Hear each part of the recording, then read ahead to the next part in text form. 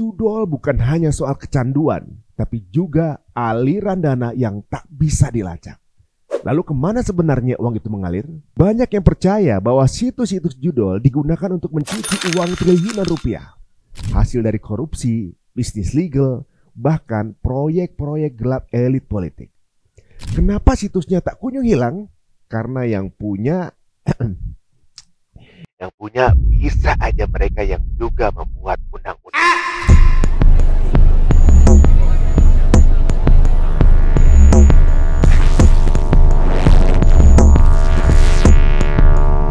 Di dunia digital, musuh tidak lagi berseragam. Mereka hadir dalam bentuk notifikasi. Sebuah sistem sedang dijalankan dan diam-diam terstruktur dan sangat efektif. Dari balik layar smartphone kita yang kita genggam setiap hari, tersembunyi dua ancaman halus tapi mematikan. Mereka tidak bersuara, tidak juga berwujud fisik, tapi kekuatannya mampu untuk menghancurkan rumah tangga kita, juga mampu untuk meruntuhkan ekonomi rakyat, bahkan melemahkan fondasi sebuah bangsa. Mereka bernama pinjol dan judol. Video ini saya buat atas dasar keresahan pribadi yang saya alami, mulai dari spam judi online yang memenuhi kolom komentar di channel YouTube ini, serta iklan pinjol yang sepertinya saat ini semakin terang-terangan secara masif seperti diberikan jalan. Seolah semua ini dibiarkan begitu aja, seperti tidak punya keamanan negeri ini. Pinjol dan judol, dua wajah berbeda, tapi berasal dari akar yang sama. Sistem digital yang sudah dikuasai oleh pihak-pihak tak kasat mata, dengan tujuan yang lebih dari sekedar keuntungan. Di permukaan, pinjol terlihat seperti solusi cepat bagi masyarakat yang sedang terdesak. Butuh uang, langsung aja klik aplikasinya, masukkan data, dan uang langsung cair dalam hitungan menit. Judol juga begitu. Butuh hiburan, buka situsnya, pasang taruhan, dan mimpi untuk menang besar. Tapi apa yang tidak terlihat adalah jebakan yang dirancang dengan cermat. Bukan hanya jebakan bunga dan juga denda, tapi jebakan psikologis, budaya, dan sistemik. Mereka nggak hadir untuk menyelesaikan masalah. Mereka justru diciptakan untuk memperparah krisis, melemahkan mental, dan juga menggiring masyarakat pada ketergantungan yang sistematis. Mari sekarang kita telusuri lebih dalam. Pinjol dan juga judol bukanlah fenomena yang muncul secara alami. Mereka nggak tumbuh dari akar rumput masyarakat atau juga mungkin rakyat Indonesia, melainkan disuntik masuk lewat teknologi, algoritma, dan juga promosi yang masif. Sebagian besar aplikasi pinjol berasal dari luar negeri, didanai oleh investor asing, dan dijalankan oleh perusahaan yang bahkan tidak memiliki izin sah di Indonesia. Judol juga demikian. Banyak situs judi online yang berbasis di negara-negara bebas pajak seperti Curaçao, Malta, dan juga Filipina. Namun iklannya justru menghantam kuat di negeri ini, menyasar rakyat kecil, pengguna Android murah, dan mereka yang hidup pas-pasan. Ironis bukan? Dan lebih ironis lagi, semua ini terjadi di saat pemerintah dan aparat kewalahan untuk menangani. Blokir dilakukan, tapi situs-situs itu kembali dalam hitungan jam. Mungkin cuma ganti nama. Ribuan domain bermunculan tiap hari dengan sistem pembayaran yang sudah menyusup ke berbagai platform lokal. Kesannya ditutup beberapa, banyak. Ternyata yang timbul juga banyak yang tanpa kita ketahui. Bahkan ada juga yang menggunakan QRIS dan juga e-wallet legal untuk menyamarkan transaksinya. Apakah ini hanya soal kelengahan? Atau ada kekuatan yang sengaja membiarkannya berjalan? Beberapa peneliti independen menyebut ini bagian dari social collapse engineering, yaitu skema global untuk melemahkan ekonomi lapisan bawah, agar mereka menjadi masyarakat yang pasrah dan mudah diarahkan. Aplikasi pinjol terbukti mengambil data pribadi secara diam-diam, lokasi, kontak, dan juga aktivitas handphone. Data ini lalu disinyalir masuk ke sistem data mining global, dijual ke perusahaan atau bahkan pemerintah luar. Artinya, kamu bukan cuma minjam uang, kamu sedang menjual diri kamu sendiri. Judol bukan hanya soal kecanduan, tapi juga aliran dana yang tak bisa dilacak. Lalu kemana sebenarnya uang itu mengalir? Banyak yang percaya bahwa situs-situs judul digunakan untuk mencuci uang triliunan rupiah. Hasil dari korupsi, bisnis legal, bahkan proyek-proyek gelap elit politik. Kenapa situsnya tak kunjung hilang? Karena yang punya bisa aja mereka yang juga membuat undang-undang.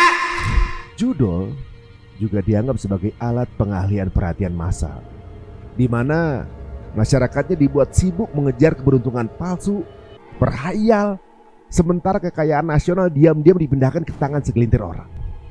Ironis banget. Pinjol menciptakan utang, judol menciptakan harapan semu. Keduanya menyasar ke lapisan masyarakat yang sama, muda, lemah secara ekonomi, dan rentan secara mental. Konspirasi terbesar mungkin bukan pada teknologi pinjol atau server judulnya, tapi pada kenyataan bahwa mereka dibiarkan berkembang di negeri yang rakyatnya sedang kelelahan secara ekonomi. Di saat harga pangan naik, lapangan kerja makin sempit, dan gaya hidup makin konsumtif, muncullah tawaran-tawaran jalan keluar yang tampaknya memudahkan, seolah-olah ini solusi. Padahal sebenarnya ini racun. Pinjol mengajarkan rakyat untuk terbiasa hidup dengan utang. Bukan utang produktif, tapi utang konsumtif. Bayar listrik, utang. Bayar cicilan motor, utang. Beli makanan, utang. Bahkan ada juga yang meminjam hanya untuk sekadar menjaga gengsi di media sosial. Halo.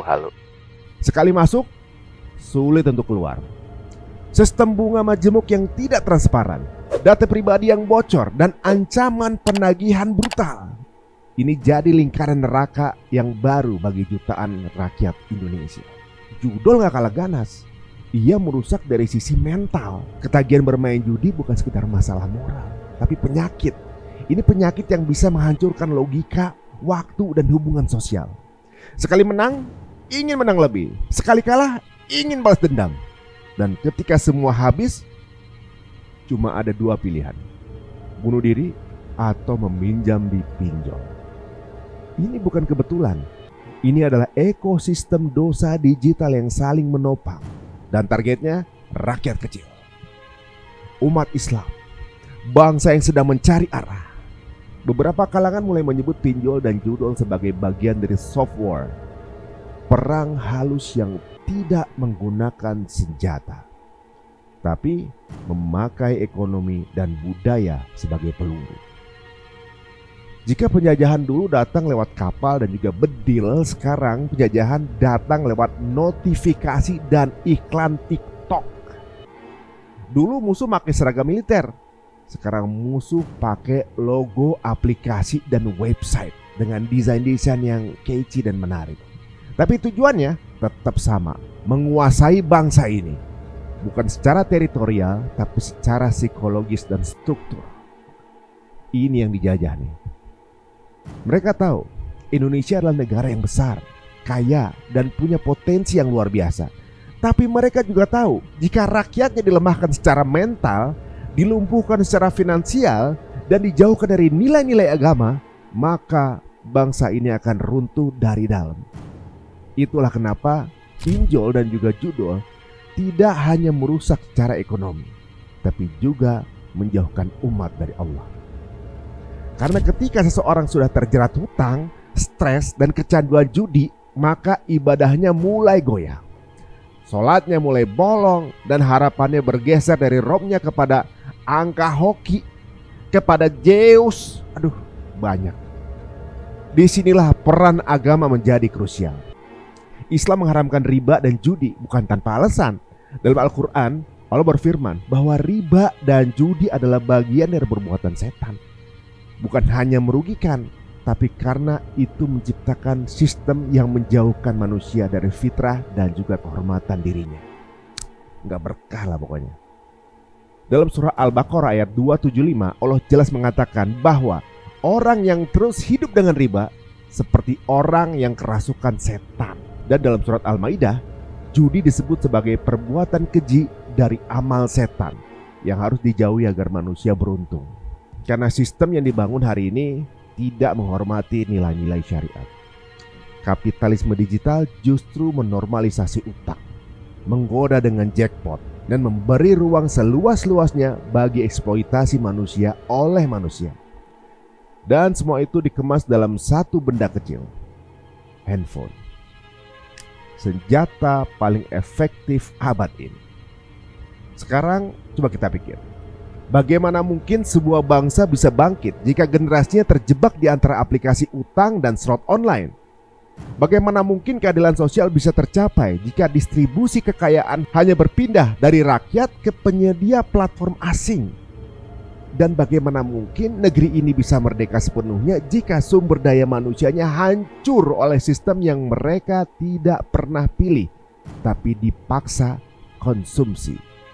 Inilah realita perang modern. Tidak ada peluru, tidak ada notifikasi, tidak ada tank, tapi ada bunga dan riba. Memang tidak ada senapan, tapi ada algoritma yang tahu jam berapa kamu paling lemah untuk meminjam atau bertaruh. Dan selama umat ini tidak sadar, perang ini akan terus memakan korban. Ada teori bahwa perang ini bagian dari perang generasi baru, di mana bangsa tidak perlu diserang dengan senjata, tapi cukup dilemahkan secara ekonomi dan mental dari dalam. Ini bukan hanya soal hutang, ini bukan hanya soal taruhan, ini adalah soal masa depan. Pinjol dan judol bukan sekedar tren digital, tapi mungkin mereka adalah senjata paling canggih untuk menjajah ulang negeri ini tanpa satupun tembakan. Di zaman dulu, musuh datang membawa meriam dan seragam. Di zaman sekarang, mereka datang membawa pinjaman dan iklan judi. Kita sedang dijajah oleh sistem yang kita unduh sendiri, kita yang download sendiri. Pertanyaannya, kita akan sadar dan melawan atau pelan-pelan tenggelam sambil tetap berharap menang jackpot? Guys, orang yang main judol adalah orang sebodoh-bodohnya orang. Gak ada satupun di dunia ini orang yang kaya dari judol. Ayo sama-sama bangun, buka mata kalian, share video ini ke semua orang yang kamu sayang. Dan juga dimanapun kalian lihat channel YouTube ada komen seperti ini, langsung aja report. Kita lawan mereka semua. Kita lawan dan sadar bahwa kita sedang diperangkap.